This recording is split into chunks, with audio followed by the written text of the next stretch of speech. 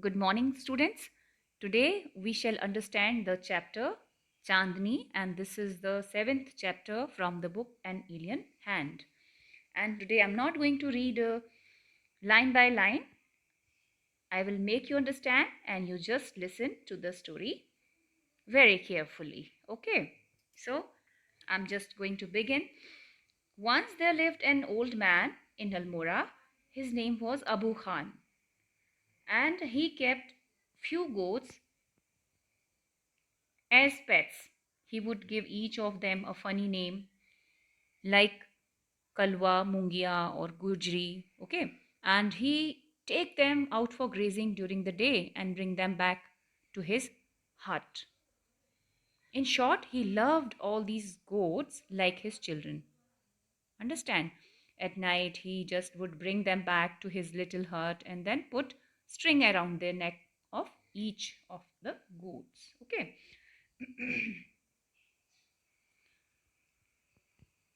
Abu Khan was, however, a little unlucky. Very often at night, one of the goats would break the string and go up the hills. It was so because the goats loved freedom. His goats were of the best hill breed. Goats in the hilly region hate being tied to trees or poles, okay? But this freedom cost them their lives. They were eaten by an old wolf who lived in the hills. Okay, then one day, when all his goats had gone, Abu Khan became very sad. He decided to have no more goats as pets. However, he changed his mind soon after. It was so because without the goats, he became very lonely. Now he bought a very young goat. He thought it would stay with him much longer. He decided to love that goat so much that it would never go away from him and it would never leave Abu Khan. So he bought a pretty, very pretty and young goat this time, and he named it Chandani. Okay, what was the name of the new goat? Chandani. Understand? How was she? The goat was as white as snow. Okay, she was so pretty and had two little horns on her little head and a pair of gleaming red eyes. What kind of eyes she was having? She was having very bright red eyes. Okay, so Chandni lived with Abu Khan for several years, but when it grew up, okay, when it became adult, it also felt the urge of going up the hills. She ran towards hills, okay, but the rope would stop her, so she began to hate the rope round her neck. Soon she stopped eating the grass. She also stopped listening to Abu Khan's stories with interest. Earlier she listened. Whatever he told to the goat, she listened that thing with great love. But now she was not taking any more interest, okay, in his talkings or in his stories. She became very thin and unhappy. She stopped having food, okay, with his hands. And Abu Khan did not understand what's the problem with the goat. At last, Chandni decided to speak to him frankly. She asked him to let her go to the hills. Now Abu Khan understood Chandni's problem. He told Chandni of the danger of death. He just warned that goat of the wolf. Okay. He just told the goat if she went up, she must meet the danger. Okay. And she can also lose her life. So Chandni said that she would fight the wolf with her horns. God has gifted her horns and they will help her to fight against the wolf. Abu Khan told her that it was impossible. He told her about her sister Kalwa, who was the size of a deer, yet she was eaten up by the wolf, treacherous wolf. Chandni still wanted to go to the hills. Okay, now Abu Khan was very annoyed. He loved Chandni with his heart. Okay, he loved Chandni wholeheartedly and wanted to save her life anyhow. So he shut her in a small hut. He locked her in a hut, but he forgot to close the window. That very night, Chandni escaped through the window to the hills. Means Chandni ran through that window to the hills. Okay, this way she escaped from the hut. Now Chandni reached the hills. She enjoyed her freedom very much now. Chandni felt that it was the happiest day of her life. She played for hours longer, okay? On the grassy hills, she met herd of wild goats. They asked her to join their company, but Chandni refused not to join them. She wanted to enjoy her new freedom by herself.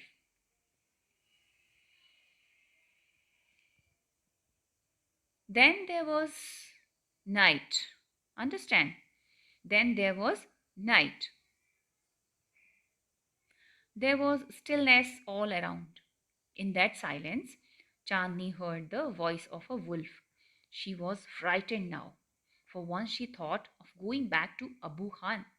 Then she decided against it. No, she would never back to Abu Khan. Death in an open field is far better than life in a small hut. She thought so. And she did not return to Abu Khan's hut. Now the wolf stood face to face with Chandni. Chandni saw that she was very small in comparison of the wolf. Yet she did not lose heart. Okay, what she thought, I must put up a good fight. Chandni thought. She fought because she had to retain her freedom at all costs. Success or failure was a matter of luck or chance. Okay, Chandni fought very bravely. They fought each other all night, but the first ray of the sun saw Chandni dead.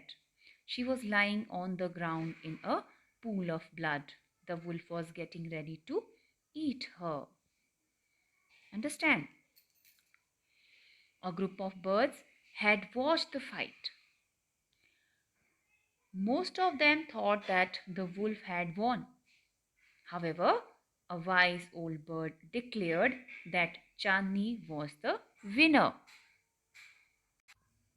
So, children, you have seen that this goat knew full well that goats could not kill wolves. She only wanted a trial of strength with her fullest competence. Defeat and victory are not controllable, and they are in the hands of God. The trial is necessary. Okay, we should try our best. So Chandni does so. Chandni kept up the fight throughout the night, but with the approach of the morning, Chandni fell on the ground lifeless. Her coat of white hair was blood. The wolf took her into his full grip and ate her up. Okay. Up on the trees, birds were sitting and observing.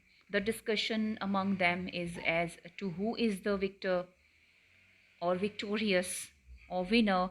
All say that the wolf won, but there is an elderly bird who is insistent that Chandni has won. So, do you know the story is written by our former president Zakir Hussain? Okay, and the story of Chandni, the young goat who preferred the death of freedom to the life of confinement and lost her life instead of surrendering to the wolf, should not be brushed aside as an ordinary exercise in child play. Apart from being a work of high literary caliber in original Urdu, it takes young boys and girls away from the world of fairies and kings, religious bigots, and wrestlers to a unique system of existence where truth prevails over evil designs and honest struggle for survival and triumph become the highest value. So, our former President Zakir Hussain wrote this and many such stories for children during the early 1920s. The British were exploiting the natives of colonial India. Every conscientious Indian, a farmer, a political worker, a teacher, or a scientist, was trying to make his contribution to the great urge for freedom. To some, the straightforward way of political struggle was the answer to the forced domination by the British of India. To others, the process of persuasion was immensely important for inspiring the young ones to stand up to the task and fight along with their elders the battle for the achievement of independence. Okay, so here Abu Khan's Chandni and her story of a determined fight despite all odds are allegorical and give a significant lesson to the rising generation. Okay, while all birds were impressed by the superiority of that wolf over the goat, an elder and wise one bird asserted that victory was of Chandani, not of the wolves. Okay, not of the wolf. It is that assertion that moves the child reader who starts believing with the elderly bird, okay, who declared Chandani a winner in the ultimate superiority of struggle over cowardice, as also the fairness of the end necessitating these means. Okay, so that's all about the lesson, Chandni. Thank you so much.